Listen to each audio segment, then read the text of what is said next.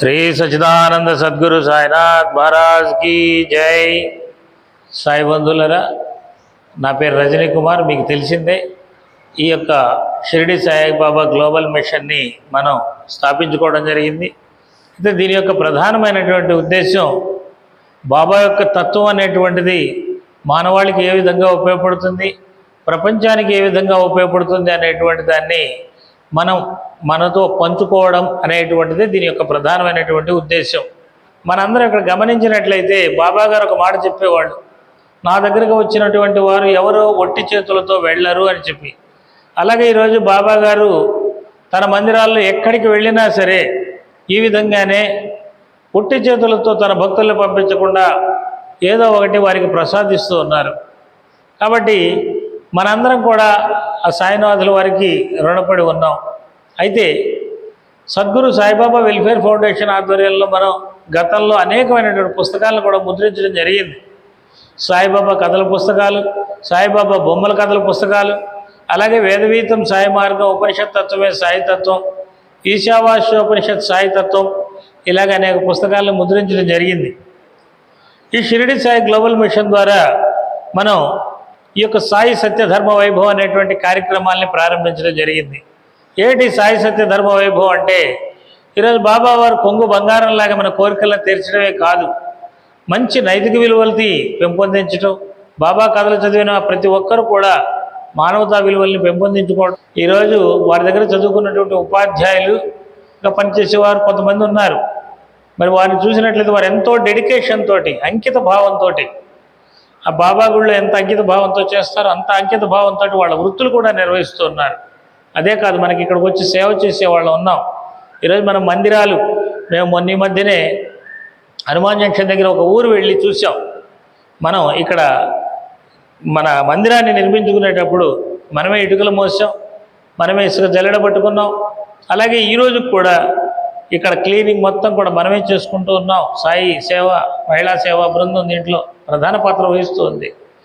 అయితే కొత్తవేలేరు అనేటువంటి ఆ గ్రామంలో, హనుమాన్ జంక్షన్ దగ్గర ఉన్నటువంటి ఆ గ్రామంలో అందరూ ఆడవాళ్లే ఇసుక మాల్ కలపడం, ఆవాళ్లే అందించటం, కేవలం మేస్త్రీలను మాత్రమే పెట్టుకుని కూలి మొత్తం మేమే చేసుకొని, అలాగే స్లాబ్ కూడా మొత్తం మేమే వేసుకున్నాం సార్ పట్టుబట్టి। దానికి వారు చెప్పింది ఏంటంటే, 25 సంవత్సరాల క్రితం మా ఊళ్ళో అన్ని పూరి పాకలే, కానీ ఈరోజు అన్నీ 2 అంతస్తుల బిల్డింగ్సే। ఇంత మార్పుకి కారణం ఏంటి అంటే ఆ సాయినాథుల వారే। ఆ సాయినాథుల వారు వచ్చిన తర్వాత మా జీవితాలు మారిపోయాయి అనేటువంటిది। అలాగే వారు ఐకమత్యంతో, కులమత జాతి ప్రాంత భేదాలు లేకుండా అందరూ కలిసిమెలిసి జీవిస్తూ ఆనందంతో ఉన్నారు। అక్కడ హిందువులు, ముస్లింలు, క్రైస్తవులు, అలాగే అన్ని కులాలకు చెందినటువంటి వాళ్ళు అక్కడ వచ్చి చాలా సంబరంగా శ్రీరామనవమి ఉత్సవం, చందనోత్సవం జరుపుకుంటూ ఉన్నారు। ఇప్పుడు ఈ రకమైన మార్పు జరుగుతూ ఉంది। భక్తులకు కోరికలు నెరవేరుతున్నాయన్న, బాధలు నెరవేరుతూ ఉన్నాయన్న, బాధలు తీరిపోతూ ఉన్నాయన్న, సమాజం ఒక మంచి మార్గంలో నడుస్తూ ఉందన్న బాబా తత్వమే దీనికి ప్రధానంగా మార్గం చూపుతూ ఉంది। మనము ఎప్పుడైతే ఈ బాబా మందిరాలు వెలిసినాయో అదే మాదిరి మన రజనీ కుమార్ గారు పట్టుదలతోటి ఈరోజు ఈ మార్కాపురంలో, అంటే ఇంకా 2 మందిరాలు కూడా ఉన్నాయి, కానీ ఆయన ఎన్నో ఇబ్బందులు ఉన్నా కూడా ఆయనకుండే ఇబ్బంది మనకు ఎవరికీ లేదు। మెయిన్ కళ్ళు కనపడవు, అయినా కూడా పట్టుదలతోటి ఒక మందిరం ఏర్పాటు చేసి ఆయన ప్రవచనాలతోటి, ఆయన యొక్క విధి విధానాలతోటి ఇంతమందిని ఆకర్షింపబడి అందరిని తీసుకొచ్చి ఇక్కడ కూర్చోబెట్టి ఒక తాటి మీద నడిపిస్తున్నారంటే మామూలు విషయం కాదు। మెయిన్ మెమరీ పవర్, ఏది తీసుకున్నా ధారాళంగా తడబడకుండా చెప్పే ఒక విధానం నేను దాదాపుగా ఒక 5-6 చూసి ఉంటాను। ఇంత ధారాళంగా మాట్లాడిన వ్యక్తి నాకు తెలిసి ఇంకెవరు లేరని అనుకోవడం। అదే మాదిరి సాయిబాబా కూడా ఆయన యందు దయించి త్వరగా ఆ కళ్ళు దయచేయాలని, అదే మాదిరి ఈ బాబా గారు నేను 2007 నుంచి నమ్ముకున్నాను, నాకు సర్వ విధాల ఆయన తోడ్పడుతున్నాడు అనే ఇబ్బందులు లేవని కాదు, సాయిబాబా ఇబ్బందులు పెడుతుంటాడు కొన్ని, కానీ అది మంచి మన మంచి కొరకే అనుకోవాలి। మనం మంచిని తీసుకొని కష్టము అనుకోకూడదు, ఆయనను ఇబ్బంది పెట్టినాడే అనుకోకూడదు, మంచి దాని అది కూడా మంచిది అనుకొని మనము ఆయన నమ్ముకొని ఆయన ఎక్కడ బాబా నామం మనకు ఎప్పుడు కూడా నామస్మరణ, అదే మెయిన్ వచ్చేసి ఆయన నామస్మరణ చేసుకుంటే చాలు, నువ్వు ఎక్కడికో ఫోన్ పని లేదు. ప్రతి చోట బాబా ఉన్నాడు, ప్రతి జీవిలో ఉన్నాడు, ప్రతి బిల్డింగ్లో ఉన్నాడు, ప్రతి ఇంట్లో ఉన్నాడు, ప్రతి మనిషిలో ఉన్నాడు, ప్రతి చెట్లో ఉన్నాడు. ఎక్కడ చూసినా చూడగలిగితే ఆయన కనపడతాడు, లేకపోతే ఎక్కడా లేడు. అది ఆ నమ్మకంతో మనకు వస్తుంది. మనకు మెయిన్ నమ్మకం అనేది మెయిన్ అదే ఆయన చెప్తాడు, శ్రద్ధ సబూరి. ఆ రెండు గీన ఉంటే ఖచ్చితంగా ఆయన నమ్ముకుంటే ఏ విధమైనటువంటి ఇబ్బందులు కావు. సద్గురు సాయినాథ్ మహారాజ్ కి జై.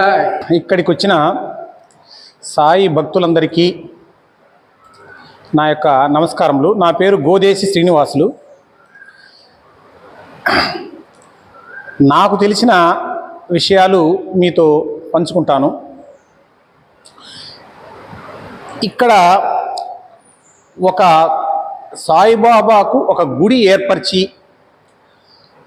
నిత్య నూతనంగా ప్రతి గురువారము అందరూ సత్సంగానికి వచ్చేటట్టుగా ఆ అవకాశం కల్పించిన మరి రజనీ సార్ గారికి, మరి ఆయనతో సహకారం అందించిన వాళ్ళందరికీ నా యొక్క కృతజ్ఞతలు. భౌతిక జ్ఞానం ఎంత అవసరమో మనిషికి, మానవ జీవితానికి, ఆధ్యాత్మిక జ్ఞానం కూడా అంతే అవసరమని మనం తెలుసుకోవాలి. ఈ సందర్భంగా మరి రజనీ సారు పరంగా చూస్తే ఆయన ఇప్పుడు సార్ చెప్పారు, కొండారెడ్డి సార్ గారు చెప్పారు. మరి ఆ డెడికేషన్ ముందు సరే, మనకు జీవితంలో మన బాధ్యతలు, కుటుంబ బాధ్యతలు ఉంటాయి, ఇక ఎన్నో ఉంటాయి. కానీ ఆ బాధ్యతలను ఆయన నెరవేర్చుకుంటూ, ముఖ్యంగా ఆయనకు కళ్ళు సమస్య ఒకటి ఉంది, అయినా కూడా ఆ బాధ్యతలు నెరవేర్చుకుంటూ మరి దీనికోసము ఒక డెడికేషన్గా కృషి చేస్తున్నారు. నిజంగా మీరు అభినందనీయులు సార్. మీరు నేను చూస్తున్నాను పెద్దారవీడు మండలంలో నేను వచ్చినప్పటి నుంచి 2006 నుంచి నేను పెద్దారవీడు మండలంలో పనిచేస్తున్నాను. సార్ అప్పుడు పనిచేస్తున్నారు, మేడం గారు కూడా. మరి ఆయన మల్టీ టాలెంటెడ్ పర్సన్ నేను చూసిన వ్యక్తుల్లో. మరి ఆయన ఆధ్వర్యంలో గుడి బ్రహ్మాండంగా నిర్వహించబడుతుంది. ముఖ్యంగా ఒక గురువారమే కాకుండా ఇలాంటి సపరేట్గా ఒక సెలవు దినాల్లో కూడా ఏర్పాటు చేసి భక్తులందరికీ ఈ యొక్క ఆధ్యాత్మిక జ్ఞానాన్ని విరివిగా అందజేయాలని ఆయన తపన అనేది నాకు అర్థమవుతుంది.